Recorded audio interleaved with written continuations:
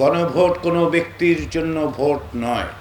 গণভোটে বলা হচ্ছে আগামী 5, 10, 15, 20 বছর বা তারও বেশি সময় ধরে দেশটা কিভাবে চলবে। অন্য অনেক কিছুর মধ্যে একটা বিষয় সবাই একমত হয়েছেন, গণভোট করতে হবে। আমরা এখানে এসেছি যাতে করে ভবিষ্যতে বাংলাদেশে আরেকবার ফ্যাসিবাদ তৈরি না হয়। আমরা এখানে এসেছি এই কারণে যে জুলাই জাতীয় সনদে যে অঙ্গীকারগুলো রাজনৈতিক দলগুলো করেছেন, একটা সাম্যভিত্তিক ইনসাফ ভিত্তিক সমাজ, সেইটা যেন আমরা প্রতিষ্ঠা করতে পারি এবং আমাদের পরবর্তী প্রজন্মের হাতে তুলে দিতে পারি। এই দায়িত্বের কারণে আমরা এসেছি।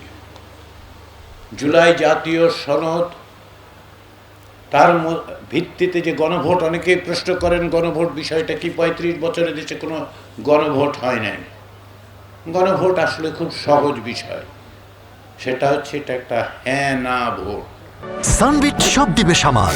সানবিট ম্যাজিক প্রেস ডিশওয়াশিং এর মাথা ঘোরানো সলিউশন।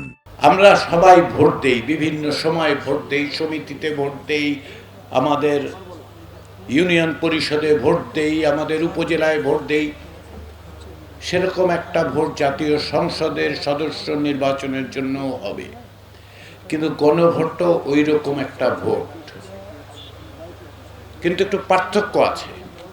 পার্থক্যটা হচ্ছে এই, যখন আমরা সমিতির নির্বাচনে ভোট দেই, আমরা যখন জাতীয় সংসদে ভোট দেই, তখন আমরা বিবেচনা করি একজন ব্যক্তিকে, উনি কি ভালো, উনি কি সৎ, উনি কি কাজটা করতে পারবেন, সেই সমস্ত বিবেচনায় আমরা একজন মানুষকে ভোট দেই একটা নির্ধারিত সময়ের জন্য। জাতীয় সংসদে 5 বছর তাদের সদস্য থাকার কথা। গণভোটে আমরা কোনো ব্যক্তিকে ভোট দিচ্ছি না। গণভোট কোনো ব্যক্তির জন্য ভোট নয়। গণভোটে বলা হচ্ছে আগামী 5, 10, 15, 20 বছর বা তারও বেশি সময় ধরে দেশটা কিভাবে চলবে। আপনি যখন জাতীয় সংসদ তৈরি করবেন, তার সদস্যদের তৈরি করবেন, তারা 5 বছরে দেশ চালাবেন, কিন্তু কিভাবে চালাবেন তারই দিক নির্দেশনা আপনারা দিয়ে দেবেন, কারণ দেশটা আপনার, দেশটা আমার। আমরা বলবো এইভাবে দেশ চলবে। অবশ্যই তার সঙ্গে জাতীয় সংসদে যারা বিজয়ী হবেন তারা তাদের নীতিগুলোকে মিলিয়ে নিয়ে বাস্তবায়ন করবে, কিন্তু একটা জাতির তো একটা দিক নির্দেশনা দরকার। সেই দিক নির্দেশনাই আসলে তৈরি হয়েছে জুলাই জাতীয় সনদের মধ্য দিয়ে। এই জুলাই জাতীয় সনদ কোনো ব্যক্তি তৈরি করেনি। অতীতে গণভোটে আমরা 2বার সিদ্ধান্ত দিয়েছিলাম, একবার জেনারেল জিয়াউর রহমানের সময়, এক সময় জেনারেল এরশাদের সময়, যে তার নীতিগুলো বাস্তবায়নের ক্ষেত্রে তাদের উপর আস্থা আছে কিনা। এইবার কিন্তু সেই প্রশ্ন করা হয় নাই আপনার কাছে। অধ্যাপক ইউনূস বলছেন না যে এইটায় আস্থা রাখুন, তাহলে আমি আগামী 5 বছর ক্ষমতায় থেকে বাস্তবায়ন করে দেব। জুলাই জাতীয় সনদ অধ্যাপক ইউনূস তৈরি করেন নাই, তার সরকার তৈরি করেনি। সরকার উদ্যোগ নিয়েছে, সকলে মিলে সমস্ত রাজনৈতিক দল আলাপ আলোচনা করে, যেখানে একমত হয়েছে, কিছু ভিন্ন মত আছে, তা সত্ত্বেও তারা বলেছেন একটা বিষয়ে সবাই, অন্য অনেক কিছুর মধ্যে একটা বিষয়ে সবাই একমত হয়েছেন, গণভোট করতে হবে। নতুন করে গড়ে তুলতে হলে আপনাকে বলতে হবে, কেবল আপনি বললে হবে না, অন্যদের বুঝিয়ে বলতে হবে। মানুষ পরিবর্তন চায়, না হলে 2024 সালের জুলাই আগস্টের গণ অভ্যুত্থান হতো না। ফলে এই যে প্রশ্নগুলো, এই যে পরিবর্তনের জায়গাগুলো, সেইগুলি আপনারা যদি মানুষকে বোঝাতে পারেন, মানুষকে উৎসাহী করতে পারেন, তাহলে নিঃসন্দেহে আমি নিশ্চিত যে মানুষ হ্যাঁ বলবেন। তাদেরকে নির্বাচনের ব্যাপারে উৎসাহী করুন। আপনারা যখন 12ই ফেব্রুয়ারি ভোট দিতে যাবেন, যাওয়ার আগে অন্যদেরকে নিয়ে যান সাথে, চলুন আমরা একসাথে যাই। আগের থেকে বলুন দুইটা ব্যালট থাকবে, আপনাদেরকে দেয়া হবে দুইটা ব্যালট, একটা সাদা আর একটা গোলাপি রঙের।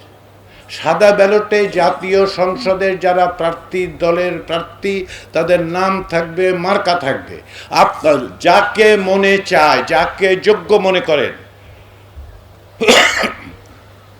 সাদা ব্যালটে তাকেই ভোট দিন। কোন দলে ভোট দেবেন এটা আপনাদের সিদ্ধান্ত, আপনার ব্যক্তিগত সিদ্ধান্ত। যাকে মনে হয় ভোট দিন। আর ওইখানে একটা মার্কা তো থাকবে, তাই না? সেই মার্কায় ভোট দেবেন। আর গোলাপিতেও একটা মার্কা থাকবে। অনেকে বলে আপনার গণভোটের মার্কা কি? গণভোটের মার্কা হচ্ছে টিক চিহ্ন। হ্যাঁ এবং নার মধ্যে পাশে দেখবেন টিক চিহ্ন, সেইখানে আপনি সিল দেবেন। কারণ কি? কারণ হচ্ছে আপনি মনে করছেন যে দেশের এই সামগ্রিক পরিস্থিতিতে ভবিষ্যতে, ওই যে বললাম, আমাদের অধিকাংশ মানুষ, এই দেশের অধিকাংশ জনগণ আসলে বয়স অত্যন্ত কম। আমাদের সামনে অনেক সম্ভাবনা আছে। 1972 সালে স্বাধীনতার পরে অনেক দেশের অনেক মানুষ বলেছিল বাংলাদেশ জায়গাটা টিকবে না, এত মানুষ, এত কম সম্পদ, টিকবে না দেশটা। বাংলাদেশের মানুষ শুধু টিকিয়ে রাখে নাই, বাংলাদেশের মানুষ একটা উন্নত, উন্নয়নশীল দেশে আমরা পরিণত করতে পেরেছি আমাদেরকে। আমরা পারি, আমরা ফ্যাসিবাদ মোকাবেলা করতে পারি, আমরা নতুন বাংলাদেশ প্রতিষ্ঠা করতে পারি। সেই সুযোগ সকলের সামনে গত 54 বছরে এই প্রথমবারের মতো উপস্থিত হয়েছে। আসুন আমরা সকলকে উৎসাহিত করি যে যেন নতুন বাংলাদেশের দিকে যাত্রার একটা শুভ সূচনা করতে পারি।